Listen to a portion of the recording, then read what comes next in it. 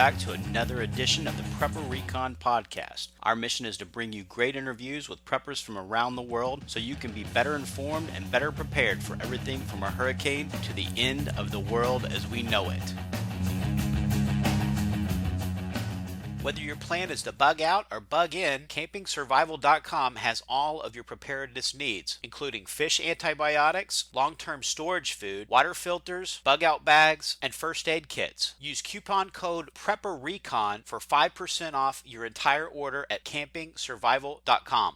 When disaster strikes, it's too late to prepare. PrepperRecon.com offers MOLLE-compatible individual first aid kits for your home, auto, or bug-out bag. These kits have everything you need to address a traumatic injury, including an Israeli battle dressing, quick clot, EMT shears, suture kit, Steri-strips, tourniquet, ACS chest seal, tough strip bandages, gauze, and so much more. $89 includes shipping. To buy your individual first aid kit, go to PrepperRecon.com and click the store tab at the top of the homepage. Order today before it's too late. This is the second half of my interview with Dr. Peter Pry. Enjoy the show. Now, we talked about the threat from a high altitude detonation of a nuclear device, and we talked about the cyber vulnerabilities. What about the sun? What about coronal mass ejections? Is that a threat?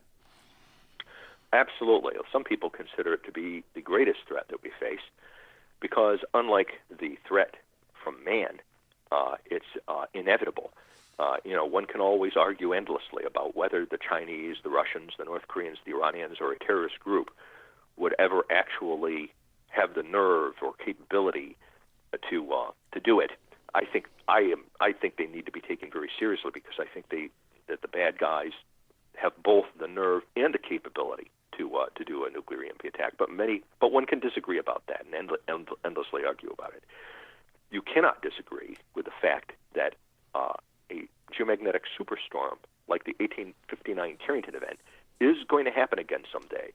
It's inevitable as the sun rising in the morning.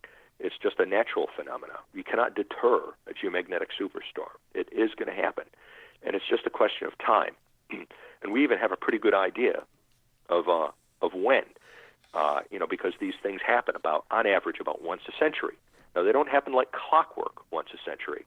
It averages out that way. And that's why most scientists, including the administration, by the way, even the Obama administration worries about this, because we're overdue, long overdue, for another Carrington-class geomagnetic superstorm. As I said, they happen about once a century, and the last one that was the size of Carrington happened in 1859. That's more than a century away. So we're overdue for the recurrence of such a storm. NASA estimates that the likelihood of a Carrington-class geomagnetic superstorm hitting the Earth is about 12% per decade. So that virtually guarantees that within our lifetimes, so that our children, we're going to experience this. And what is it that we're going to experience? What happens is the sun throws out these blobs of ionized plasma, superheated plasma. Basically, they're chunks of the sun that get thrown out of the sunspots. The sunspots are big holes that go down into the heart of the sun, and they act like magnetic cannons that hurl out these blobs of plasma that are not small. They're many times larger than the Earth. They're really big, and they travel really fast. On average, they travel about 1 million miles an hour. And the sun throws these things out all the time. We didn't know how often they do it, but now we do, because in 2012, for the first time, we were able to start taking photographs of these things. And on the cover of my book is Apocalypse Unknown, is a photograph of a real coronal mass ejection. That's what they're technically called. A real coronal mass ejection from the sun, a Carrington-class coronal mass ejection that was thrown out at random. So we're basically in a game of Russian roulette with the sun. These things are coming off the sun all the time, and just sooner or later, it's just a question of time before they hit the Earth. Like I said, the biggest one we know of was in 1859. This was before we became a modern electronic civilization. This was the horse and buggy days. But there were electronics, even in 1859, that played an important role. The telegraph system had been deployed all over the world. There were telegraphs in India and Africa, all over Europe and the United States, and they had just laid the transatlantic cable in 1859. And that's when a coronal mass ejection, a Carrington-class coronal mass ejection, hit the Earth. And it was traveling about 3 million miles an hour. So it crossed the space from the sun to the Earth, over 90 million miles in just 11 hours. A normal coronal mass ejection takes about 3 days to cross. The speed tells you something about the energy that's in the CME. And that energy, what happens is that it smashes in to the Earth's magnetosphere. There's a magnetic field that surrounds the Earth, and it saves us from the coronal mass ejection, killing us with ionizing radiation and heat.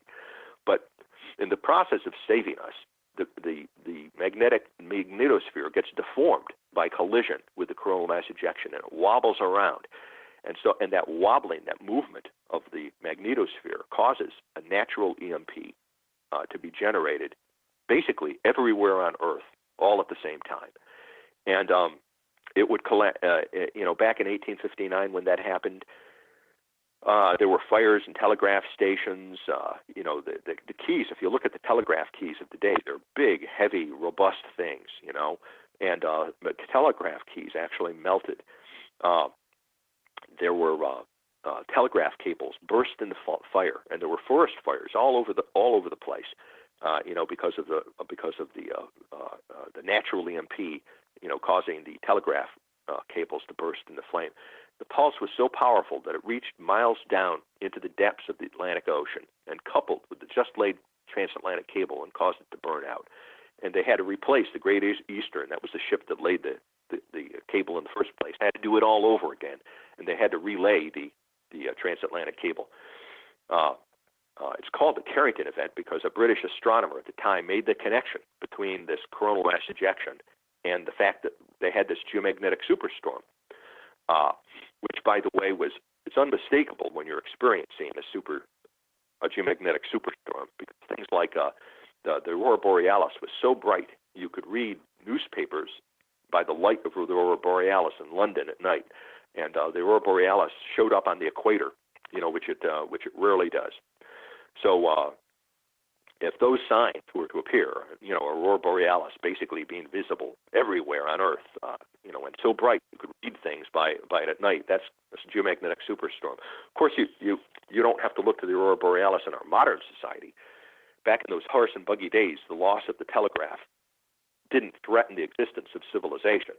But today it would. If something like that happened today, it would cause electric grids and the civilian critical infrastructures, all of which require electricity, to collapse everywhere in the world. And billions of lives would be put at risk. All nations would be put at risk, except probably for Russia and China, who have hardened their electric grids and their civilian critical infrastructures to survive. Even a nuclear EMP, which is the worst kind of EMP, even more dangerous than the EMP generated by the sun. Now, we were narrowly missed by a coronal mass ejection on the 25th of July, 2012, and NASA did a report on that. It missed us by just 3 across the path of the Earth by 3 days. So that's how close we're sort of coming to this. And sooner or later, we're going to get hit. Probably sooner, probably within our lifetimes or that of our children. We are going to experience a geomagnetic super.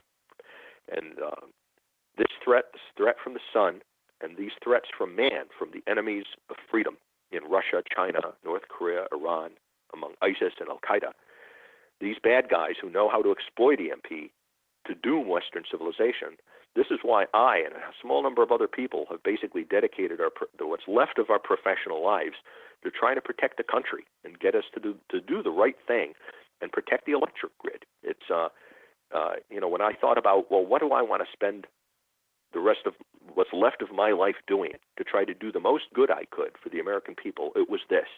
Because this should be an easy lift. It's something we can do. We could do it quickly. We could do it inexpensively.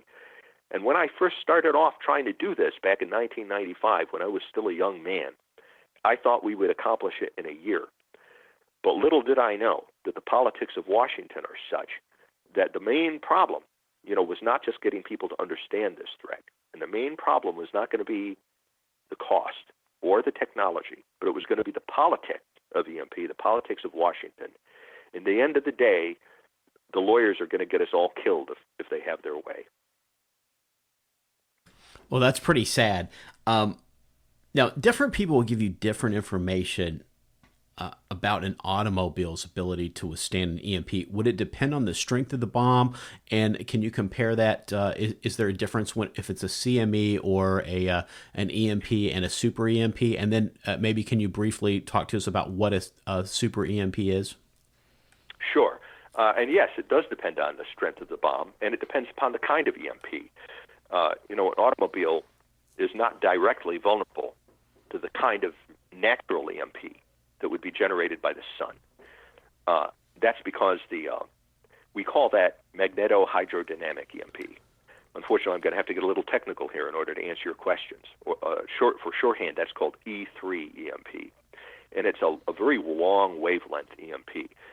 It can't couple into something as small as a car. It needs to couple into big targets like power lines, pipelines, railroad tracks, that sort of thing. And so your car would be unharmed by the effects of the EMP from the sun. However,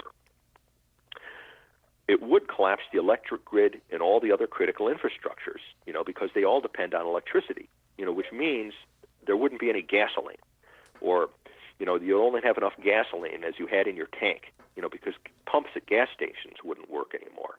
And so it doesn't help you to have a car if you don't have gasoline and oil and all the other things that are necessary to run it. So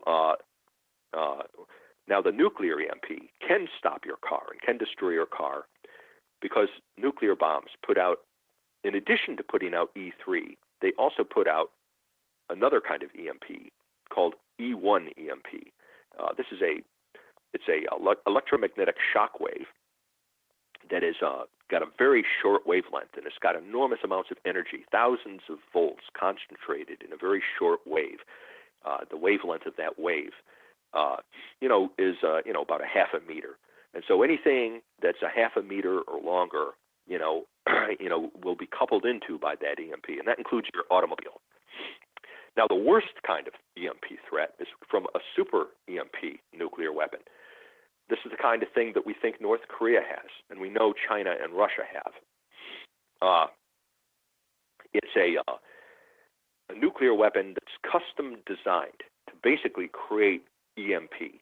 It's not designed to make a big explosion. It's designed to to put out gamma rays. The gamma rays are what causes the E1 EMP. And contrary to what a lot of people think, most people think there's a myth out there, even among some people who have read about strategic studies, but they're not specialists in EMP. There's a misconception that the most powerful EMP and the most dangerous EMP is created, that you need a high yield, a great big sophisticated thermonuclear weapon, to do an EMP attack. And that's not true. A super EMP weapon actually has a very small explosive yield. It can be 10 kilotons or less than that, even a couple of kilotons. It's not the explosive yield you're looking for. It's the gamma rays. And that's what the North Korean weapon looks like. It has a really low explosive yield. In fact, when they first test all their tests, a lot of people have said, oh, this is a failure because it only puts out less than 10 kilotons. Some of the weapons have only generated 1 to 3 kilotons, which is a tiny yield compared to, what most people think of when they're thinking of a nuclear weapon. But the bomb is not designed, to create a big explosive yield. It's designed to pump out a lot of gamma rays. And so even a bomb with a tiny explosive yield like that actually generates 8 times as much E1 EMP as a great big 25 megaton bomb. A 25 megaton bomb, for example, might put out 30 to 50 kilovolts per meter. That is 30,000 to 50,000 volts per meter. And what they mean by that per meter is that That's how much energy gets injected into the target if it's 1 meter long. It gets 30,000 to 50,000 volts in 1 nanosecond, in a billionth of a second. If the target is 2 meters long, then it gets double that, 60,000 to 100,000 volts per meter. Okay, and that's what you can get from a great big 25 megaton bomb. And of course, that's an extremely serious EMP threat. But it's a small EMP threat compared to what a super EMP weapon can do. Even though the yield is so small, it's tiny. 1,000th of what less than 1,000th of what you'd get from such a big weapon. But the EMP is, instead of being 30 to 50,000 volts per meter, can be 200,000 volts per meter. In other words, at least 8 times higher. 4 times, 8 times higher if you're looking at the 30,000, range limit. But, many, substantially, 4 to 8 times higher than what you're talking about from a great big weapon. So you'd be talking about 200,000 volts per meter. So a target that's 2 meters long, ends up getting 400,000 volts inserted into it in a nanosecond. And obviously, there's a much greater threat. Now, the primitive first-generation kind of a nuclear weapon, that if terrorists were building a bomb themselves, they probably wouldn't be able to build a super EMP weapon. That would be too sophisticated for them. It's not too sophisticated for a country like North Korea, unfortunately. But for a non-state actor, it would probably be too sophisticated. They would probably be able to build, if they could build a nuclear weapon at all, it would be like a Hiroshima-type bomb that would put out 10 kilotons. And this would have a very, the field strengths would be much lower than what you would have for a 25 megaton weapon. You'd be looking at, maybe 3 kilovolts per meter, on the horizon. That is 3,000 volts per meter. But still, 3,000 volts per meter. I mean, that's still a lot of energy being injected, in a nanosecond. That's conceivably that could, it's not guaranteed, but that could put your car at risk, something like that. But it would be much more problematical, and your car would have a much better chance of surviving, and other electronics would have a much better chance of surviving against a threat like that than from a super EMP weapon, for example, or from a high-yield thermonuclear weapon. Still, even this primitive weapon puts out enough EMP, that the EMP Commission concluded that, really we're not safe from any nuclear weapon in an EMP attack. Even a primitive, crude first-generation weapon would produce enough EMP, so that it could be an existential threat to our civilization. And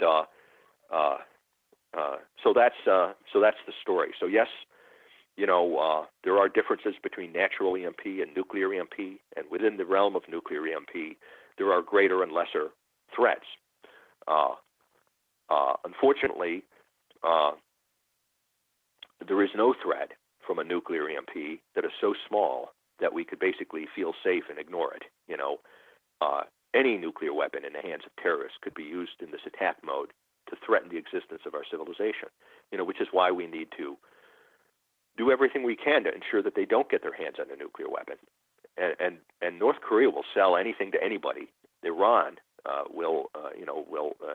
cannot be trusted. If they got the bomb, they could not be trusted to not give that bomb to terrorists. That's probably why they want to get the bomb in the first place, so they can pass it off to terrorists to attack us. So we need to stop that, do everything we can to stop that from happening. But whether we could stop that is highly problematical. Therefore, the best defense we've got is to protect our grid, because there's no excuse to being vulnerable to EMP. I mean, the good news, I don't want to let our audience go without them knowing that really we do know how to protect against this. We've known for 50 years how to do it. It wouldn't cost that much.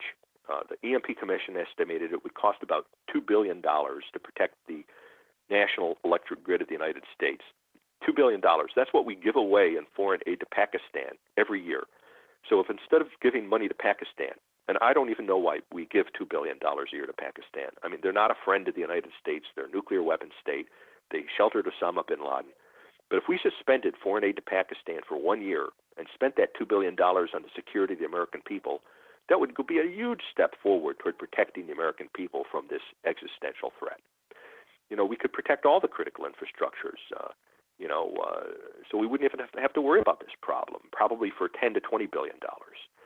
So suspend foreign aid to Pakistan for 5 years and spend it on the American people instead. And I think a lot of our listeners are very concerned about an EMP attack, and a lot of them they live in very populated areas, which is probably going to be the worst possible place to be if an EMP ever pops off. And a lot of them are thinking, how am I going to get to, because they work or whatever their reason is, they're tied to cities or metropolitan areas. But some of them have, country cousins or a place in the hills or whatever that they could go to. In that type of scenario, would an automobile produced before 1980 and assuming they have the gasoline stored up, would you expect that to survive a super EMP because it doesn't have the computer components in it, or do you think that would still burn out the electrical wiring in it? Well, a super EMP is a pretty tall order to survive. I don't think that your best chance is the older your automobile, the better chance it would have to survive, because the electronics, as they get more and more primitive, they become more and more robust. So if you've got a Model T, that's probably the best thing. Most people probably don't have that.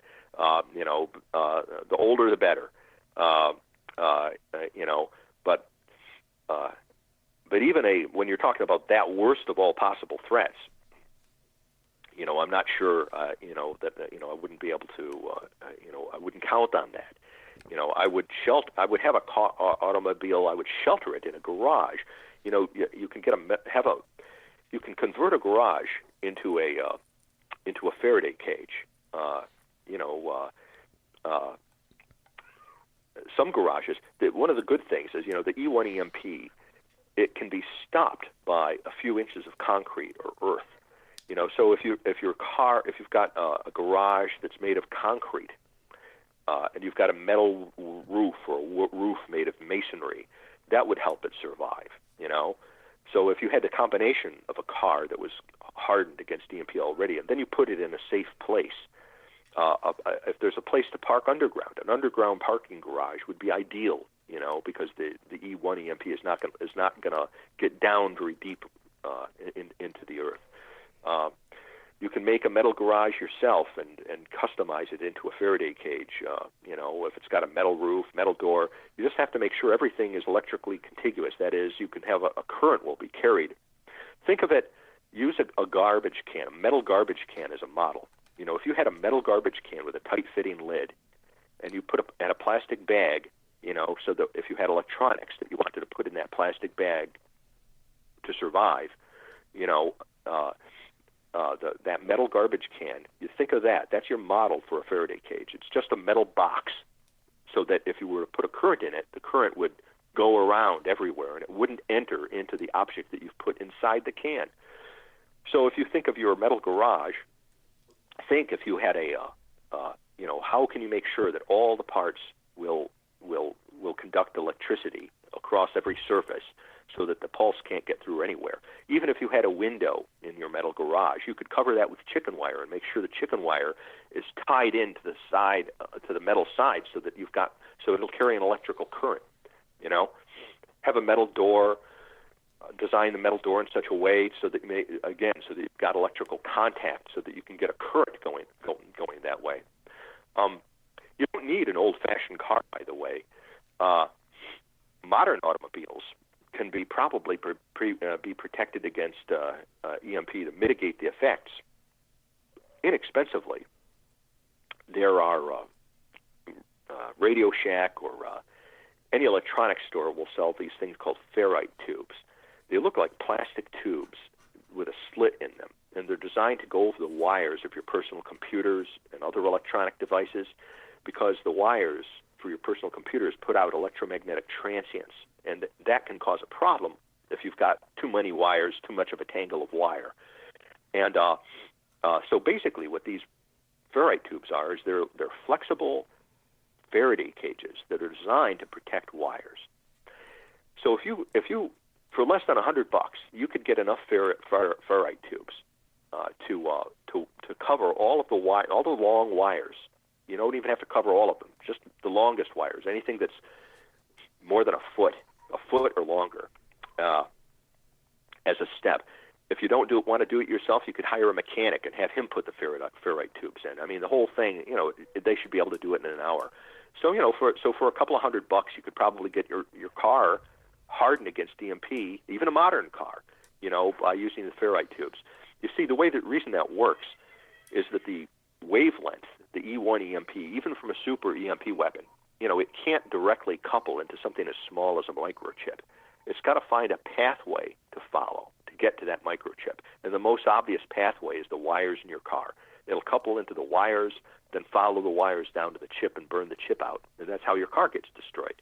But if you deny it the ability to couple into those wires by enclosing them in a ferrite tube, basically this flexible Faraday cage, that will greatly mitigate the threat from EMP, even from a super EMP weapon. Now, I say mitigate because even it's not necessarily a rock-hard guarantee. I mean, a lot depends on, are you unlucky that your car ends up parked right out in the open and your car ends up being right in the peak field of a super EMP weapon? I mean, there are some scenarios that are going to be so stressful, that, you can just be unlucky and be the even that you could protect against if you were willing to go to greater trouble and expense.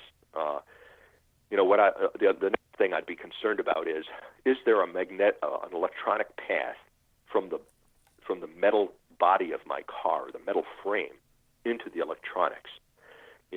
Because the frame of the car and the body of the car is going to pick up the E1 EMP, and it could follow the body, follow the frame, get into a wire, and then get into the chip that way.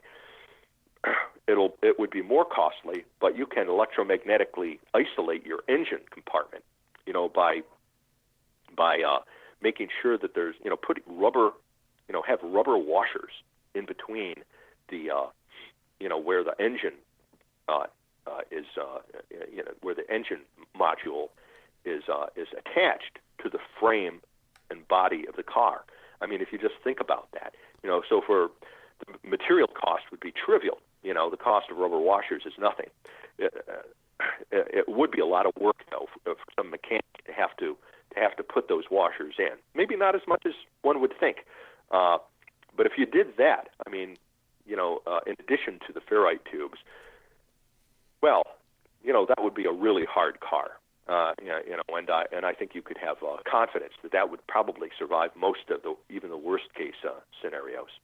It's time for a quick break, and we'll be right back. The dollar's lost over 90% of its purchasing power since 1971. Silver, on the other hand, has proved to be a very stable form of wealth preservation over the years. And where do you buy silver? Silver.com, of course. Silver.com offers fantastic prices on silver and gold. We talk a lot about food storage on the Prepper Recon podcast, but just as important is knowing that you have a way to cook the food that you're storing. Sun Oven is a great way to cook with the energy of the sun, and they have a great deal for Prepper Recon podcast listeners. It's $80 off a deluxe package, which includes a turkey roasting rack, especially for Thanksgiving and Christmas. Just go to prepperrecon.com and click the Sun Oven banner on the right-hand side of the homepage. When you were with the EMP Commission, the Commission ran projections of the die-off rate. What was the estimated casualty rate? And then at the same time, would you expect a subsequent physical attack from China, Russia, Iran? And do you think that they would probably allow for the maximum die-off effect before they invaded? Well, let me take that first question first, which is the easier one to answer. The EMP Commission estimated that up to 9 of 10 Americans, 90% of the population, could die from starvation and disease and societal collapse within if a nationwide blackout lasted 1 year, which is likely in the event of a nuclear EMP attack or a geomagnetic superstorm. We would expect that it would last at least 1 year. In fact, a geomagnetic superstorm happened in 1921 called the Railroad Storm. it was only in 1/10 as powerful as the Carrington event.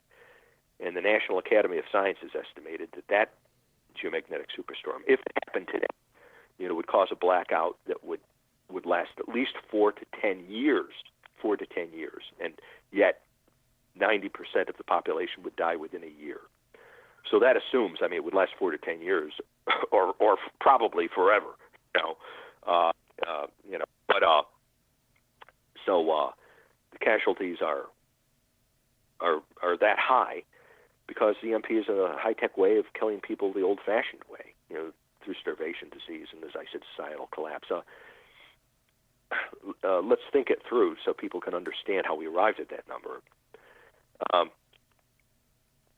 Initially, the Commission thought the casualties wouldn't be that bad. We thought that only, put quotes around that, 2/3 of the population would die, so that instead of losing close to 300 million people, we'd lose 200 million people, with 100 million surviving. And the reason we thought that initially, was because we just went back in time and we said, well, before we got the electric grid and all these high-tech critical civilian infrastructures that support our population of 330 million people today, what was the natural carrying capability of the land? How many people could our society support before we had these modern critical infrastructures? All right, well, the natural carrying capability of the land was about 100 million people, given the population we had at that time, the kind of people we had at that time.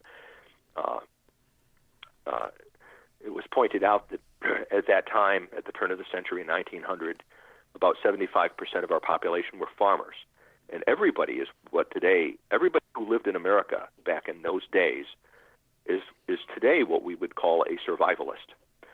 Everyone was pioneer stock or no more than one generation removed from pioneer stock. Almost everybody knew how to hunt and fish and live off the land. Everyone knew how to farm and would be able to survive. And moreover, those people were living in a pristine environment. The environment in the aftermath of an EMP catastrophe would not be pristine. In addition to having a modern population that is not a bunch of survivalists, most Americans don't know how to hunt and fish and live off the land. Most Americans don't know anything about farming. Less than 2% of our population feeds the other 98%. But in addition to that problem, you just have a lack of skills among the Americans who would survive, who would be left, in the aftermath of an EMP. You have the problem of the environment not being pristine at all. In fact, it would be deeply polluted and corrupted. We have over 100 nuclear power reactors in the United States, mostly in the eastern grid, co-located with our populations. These would probably go Fukushima in about 7 days and spread radioactivity all over the place, greatly complicating people's ability to survive and recover. There would be firestorms in cities from exploding natural gas pipelines, forest fires, chemical industries. When these SCADA systems fail, it's not just like things go into blackout, especially in complicated industrial scenarios. Accidents are going to happen. You're going to have fires and spillage of chemical wastes, toxic gas clouds. Imagine all of those oil refineries. These complicated things. A lot of those are going to go up in smoke, maybe all of them. And people are going to have to cope with this. Just take the water systems, the lakes and rivers, that would, in the turn of the century, back in 1900, would have been pure and available for people to drink out of. Today, even before an EMP happens, you take your life in your hands if you drink out of a lake or a river. Even now they're sufficiently polluted so that it's dangerous. And our immunity to the various organisms that live in them have, we don't have the same immunological systems that our ancestors had, so that we can more easily survive getting the diseases. But worse than that, our water purification plants, they back up. When you go into blackout, the hospital wastes, the human wastes, the industrial wastes, which includes heavy metals and all kinds of toxic chemicals, they backflow into the rivers and lakes. We've seen this happen just during normal localized blackouts. And so the water, natural water that would be available would be even far more dangerous to drink. So for all those reasons, the commission amended upward its estimate, about the number of people that would likely perish to probably 9 of 10, and not just 2 of 3. When you consider the fact that the modern Americans lack survival skills, and they would have to cope with a non-pristine, an extremely an environment not conducive to survival. Now, your question about the harder question you had is, would Russia and China then invade us? I don't know. I mean, it kind of depends on the political military scenario about what these nations want to achieve. And every one of them depends upon, is different. They have different geostrategic objectives. They have different objectives entirely. Take Iran, for example, which wants the bomb and wants the ability to do a nuclear EMP attack, not for any geostrategic reason at all, but for theological reasons, because they have, as a box checking exercise to bring back their 12th Imam, since they believe we're in the end time. And one of the conditions for them realizing the Quranic version of the apocalypse is the death of the infidels. The death of the infidels by exterminating us in an EMP attack is a good end in itself. And they're not doing it because they want to take over America or anything like that. They're doing it because they basically want to end the world and bring on the Quranic paradise, the end time, that will be realized with the return of the 12th Imam. Why would someone like Kim Jong-un do it? The dictator of North Korea. He wouldn't be doing it to take over America or to invade America. He might be doing it out of sheer paranoia, because that guy thinks that he's at war with the United States. He doesn't think the Korean War ever ended. He's extremely paranoid and thinks that we're constantly about to overthrow him. And, he might do it like well, we don't know. We can't read his mind. But what was he doing back in 2013 when we had the worst ever nuclear crisis? I mean, this guy had only achieved the ability to orbit a satellite in December of 2012, okay? December 2012, North Korea finally orbited a satellite, and it was only months after that. Let's see, December, January, February, that's when the crisis began. So 2 months later, he got into this, when he had his third illegal nuclear test, we got into this huge nuclear crisis. He only had in his hands the ability to do this for a couple of months when he experimented with it and flew that satellite right over us. Maybe he was thinking about doing it then. This person is so paranoid that he doesn't trust his own generals. He's exterminated dozens of his own top generals. He's executed close relatives in horrific ways. He starves his own people. And, it's just a phenomenon when you have evil personalities like that. The way to think of Kim Jong-un is he's Caligula in the third generation. The founders believed that absolute power corrupts absolutely. And one of the object lessons they had for that from history was the Roman Emperor Caligula, which I think all your audience is probably familiar with, because he was so evil and such a plague on the Roman people that he's remembered in history, even though his reign of absolute power lasted only 3.5 years. Just 3.5 years to become Caligula, the Roman Emperor Caligula. Now, who is Kim Jong-un? If absolute power corrupts absolutely, how corrupt is Kim Jong-un? Well, his grandfather had absolute power through his whole life. And his father had absolute power through his whole life. And Kim Jong-un has had absolute power through his whole life. So he's had absolute power for 3 generations. He's Caligula in the third generation. What is a Caligula in the third generation capable of doing? And why? God knows. He thinks he's a god. I mean, North Korea, theoretically, is supposed to be an atheist state in their so-called constitution. They're officially an atheist state, but they're not an atheist state.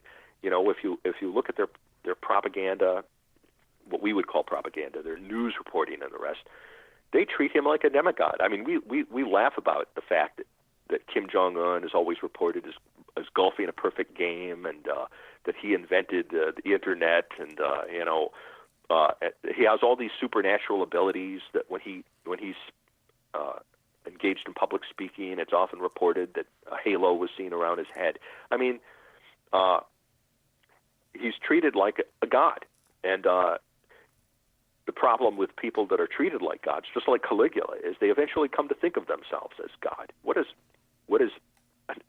an antichrist like Kim Jong-un capable of doing? So because one can't imagine a rational reason why North Korea would want to exterminate the American people, except he would want to do it to us before we do it to him, because he really believes that we are the source of all his problems. He does not recognize that, and the North Korean state does not recognize that they are the author of their own problems. They have really convinced themselves they are a 1984 type society, and they have convinced themselves that it is the United States and the West that is the source of all their problems and why their society doesn't work. So from that point of view, he would have every reason to eliminate us. Where the Russians and Chinese are concerned, it all depends on the military political scenario as to whether they would want to. I can imagine a scenario where Russia might take out our critical infrastructures with an EMP attack to what, in their military doctrine, they have a doctrine called de-escalation, which is it's kind of counterintuitive. When we think of de-escalating a crisis, we think of lowering your voice, right? Standing down and not being as aggressive. It's just the opposite in their military doctrine. They see what we would call escalation as a way of de-escalating a crisis. They believe that we are so fearful of nuclear war and nuclear weapons that if they did something like an EMP attack that took out our electric grid and blacked out the whole country, no matter what the confrontation might be over, that we would back down and the crisis would be de-escalated because we would surrender. We wouldn't want to challenge them and go to nuclear war and escalate matters. And I actually think they're probably right, especially under the current administration, and that de-escalation would actually work. But I could picture them, offering, to come in and help, reconstitute our critical infrastructures to save our people as an inducement for us to surrender. Another thing to remember, especially when you're dealing with more sophisticated actors like Russia and China, part of the object of a blackout war, and one of the reasons it's so potentially dangerous, is that it gives you the ability to win without war. That's one of the reasons why these nuclear weapons are considered strategic weapons. Because they could be used as weapons of intimidation. When we know that they can do this to us, it changes the whole the way we calculate risks and benefits. And so they can end up winning. In fact, we might see this in operation even now. I've often wondered, people have been widely critical of Obama for just standing by and doing nothing while Russia invades Ukraine, takes over Crimea, conducts military exercises that violate the airspace and are very threatening to U.S. allies, right? They're doing all this stuff. Now in the Middle East, we're retreating from the Middle East, right, in the face of aggressive Russian moves there. Is it possible that this is because their theory of escalation dominance is actually working? We know that they can do an EMP attack that would eliminate us as a society, and so we're on the retreat. We're on it whenever it seems to come to any geopolitical confrontation, geostrategic confrontation, we retreat, and we could be seeing right before our eyes. It could explain the history we're living through right now, why, that this is one of the consequences of our adversary having the ability, unilateral capability, to do a blackout war on the United States, and we can't do it. We can't answer back because we know they've got this capability that we can't match, and we don't want to run the risk. When we calculate, well, is it really worth it to topple Assad, and run the risk of the United States having its electric grid crashed? We could be seeing the evidence right in front of us now. So that's one of to me, one of the most sophisticated and perhaps one of the scariest scenarios, that the world order can be transformed and freedom can lose the day in the world without a war even being fought. Just because of the way the classic balance of power calculations work. And when one side knows the other side has got this overwhelming advantage, the other side retreats and retreats until it can retreat no more, till it loses everything. I mean, that was what was happening with Nazi Germany before World War II, and it almost worked. Hitler probably could have gotten away with a lot more if he hadn't pressed so hard and fast. It may well be what's happening, with the Russians now. Anyway, that's a long-winded answer to your question. But the second half of your question about, well, what would the motives be for somebody wanting to kill the American people? It's not an easy question to answer, because there may be motives other than actually doing the EMP attack. Just having the capability to do it without actually doing it is a powerful weapon that can be used, I think is being used, to transform world order and pose a threat to the future of freedom in the world. Sure. And you've been very, very generous with your time. Before we let you go, one more multi-pronged question. What would be the minimum survivable distance from a nuclear reactor in the case of a super EMP that takes those offline? And then what recommendations do you have for us to get involved to encourage Congress to act? What legislation do you have on the table right now for that? And then what can we do on the state level to start an initiative to start hardening our individual grids and islanding our state? Okay. What's the minimum safe distance from a nuclear reactor? That really, it all depends. And it wouldn't necessarily, a nuclear reactor could be threatened. You don't need a super EMP weapon to threaten it. I mean, any nuclear weapon, or the sun could put the grid into blackout, and within 7 days, those nuclear reactors will become a threat. It depends on the weather, to be blunt. What are the prevailing wind patterns? If you live downwind of a nuclear reactor, I mean, it's just like a bomb and looking at a fallout pattern. The radioactivity is going to follow the weather, and the weather in this country generally moves from west to east. And the plumes, the further away you get from the nuclear reactor, the wider the plumes get. So you could be hundreds of miles away from that nuclear reactor, and you might not be safe. You could also be just a few miles away from that nuclear reactor, and you could be safe, if you're on the upwind side, so that the wind is blowing away from you. So it really depends on, what are the prevailing weather patterns where you are. People can be prepared for that by making sure they've got an emergency generator so that the water pump still works at your house. And hopefully you've got a well, so that you'll have running water. Because it isn't that hard. I mean, to protect against that, if you have ideally it would have a Geiger counter, but even if you don't have a Geiger counter, I mean, just make sure that you wash your car and wash your house, so that you don't have radioactive fallout building up on the roof of your house. And a Geiger counter is a good thing because that would give you an exact reading, But if you were watering down your house and making sure the water, every couple of days or so you have a buildup, even without a Geiger counter, through common sense precautions that you could, like that, there are still civil defense books from the 1950s around. All those things are still relevant, to survival in the modern age from nuclear reactors. So that's the answer to that question. It all depends on how close, what the weather patterns are, and where you're located relative to that nuclear reactor, whether you're at risk or not. But even if you're at risk, that's not an insurmountable problem to overcome. If you know what to do, especially if you've got a garden hose and some running water.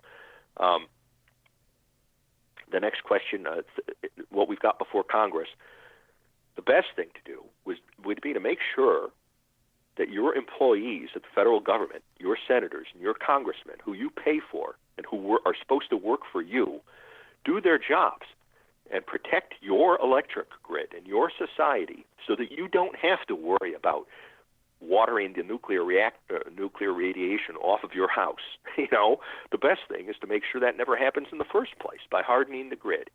And there's a bill in front of Congress now called the Critical Infrastructure Protection Act that would require the Department of Homeland Security to start finally planning and taking steps to protect the electric grid and all the critical infrastructures. Now, it passed the House unanimously in November. Unanimously. Everybody, the House representatives, liberal Democrats, conservative Republicans alike, joined ranks and passed that bill, the Critical Infrastructure Protection Act, H.R. 1073.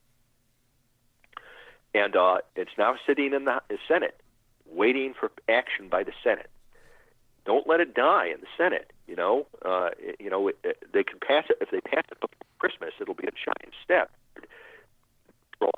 All of these threats we've been talking about here today. If they fail to pass it, once again, Washington will have failed to do anything, and we will continue to all be at risk.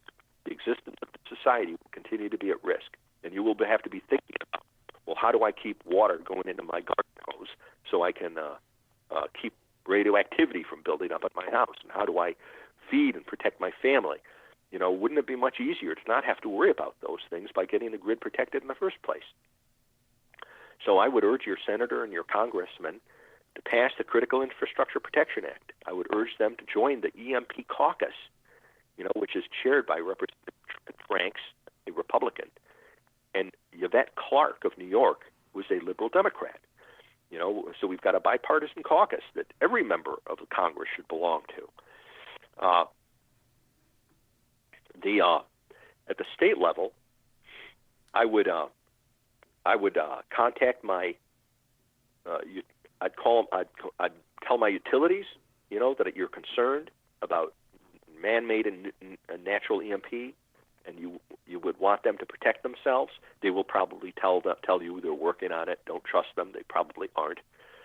So you should call your state representatives, your state congressman, your governor, and make it be known, agitate for doing this.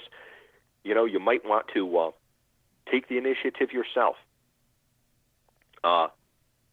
In my book, Blackout Wars, I have generic legislation and a generic executive order. All you have to do is fill in the blank, fill in the name of your state, and there you go. You'd have a bill that would enable you to island your state grid, from EMP.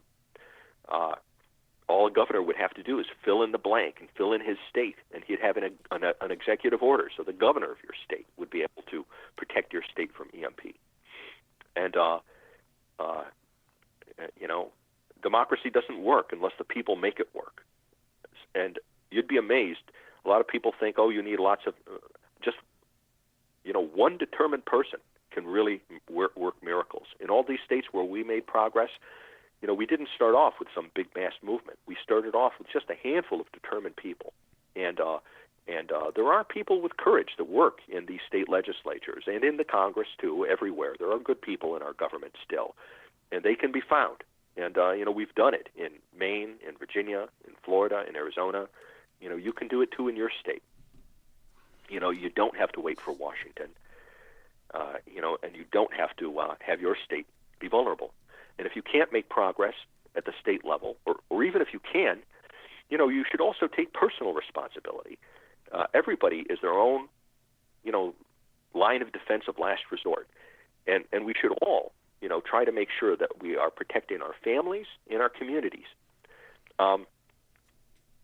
It would take very little, for a local community to island itself, to try to protect itself. Every fire department, police department should have a means of accessing the gasoline that would be at gas stations, for example. It would cost, $50 or less, to have a siphon, a manual siphon, so you could siphon the gasoline out of those gas stations. Even before thinking about having materials, have a plan. Know how much gasoline there is in these gas stations. How many emergency generators? What does the emergency generator at the hospital need? At the old folks' home. What does it take to keep the air conditioners running at an elementary school that could be used as a safe room, for old people and people who need to be protected from either extreme cold or from extreme heat. You can just do simple accounting and come up with a plan first to protect your community,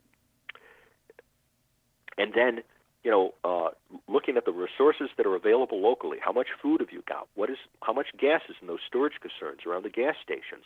What does it take if you ration it? And who should have highest priority among the police, the fire department? There are people who are first responders and emergency planners in most communities and counties whose job it is to do this. Get them to do it. And finally, like I said, everybody is their own last resort. Make sure you're prepared at the level of your family. My mother and father, who were members of the Great Generation, they had lived through the Great Depression and survived World War II. They had seen government fail in peace and war. Everybody from that generation was basically what we call today a survivalist. None of them trusted the government. None of them thought that there was some guy with thick glasses working at the Department of Homeland Security who was going to come to their rescue. And in fact, they took pride in the fact that they were going to be self-sufficient. They were rugged individualists who were proud about their ability to take care of their own families. My father taught us how to hunt and fish, not just for sports and recreation, but because he had fed his family through the Great Depression when he was young by hunting and fishing. He hunted woodchucks, and it was a major source of protein. They called them Hoover hogs. My mother was constantly canning food. We always had like a year's worth of food. Much of our land, we only had a half an acre or something like that, very small piece of land, but most of it was cultivated. And most people had, my Uncle Joe, who lived down in the city of Utica, his backyard was no bigger than a bedroom, and every inch of it was cultivated. Those people were always preparing for the next Great Depression or some catastrophe, and they had never heard of EMP. But they would have been prepared to live and survive through it, maybe even had a good time. It does amaze me how in a single generation we seem to have lost those pioneering virtues. The Great Generation was the last of the generation to inherit those original pioneer virtues of self-sufficiency, rugged individualism, and pride in the ability that you, jealous pride, that you don't want to take a handout from the government. You don't want to depend on government. Those people felt in their bones that government dependency meant compromising their freedom. And that's something the founders understood. I mean, I'm sure my father never read the Federalist Papers, but he understood it in his bones, that the Federalists were right. And what they had in mind for a free republic were people like that, people that we call survivalists today, who are capable of taking care of themselves and taking care of their families first, and not people who are so dependent on government, as we all seem to be now. So many of the people just expect government to always come to the rescue. And when we see how incompetent government is, God knows why. How many Hurricane Andrews and Hurricane Katrinas and Hurricane Sandys do we have to witness to understand that government is not usually very good at what it does? I guess that's my, my last message is to urge people, to try to recapture those vanishing pioneer virtues and not despise them and dismiss them as insane survivalism. Those are American virtues. I think they're unique to the American culture, and they were virtues that the founding fathers expected the average American to have in order for our republic to remain great and free. And we can all start today to making sure we don't lose that America, which is threatened by nature and man, by this greatest of all threats that has ever faced Western civilization, in my estimation. And the solution can begin with you.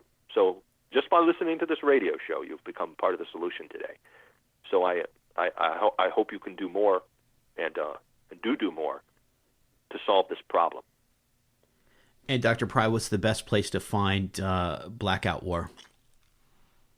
That can be ordered on Amazon.com, CreateSpace.com, also carries it, but they're harder to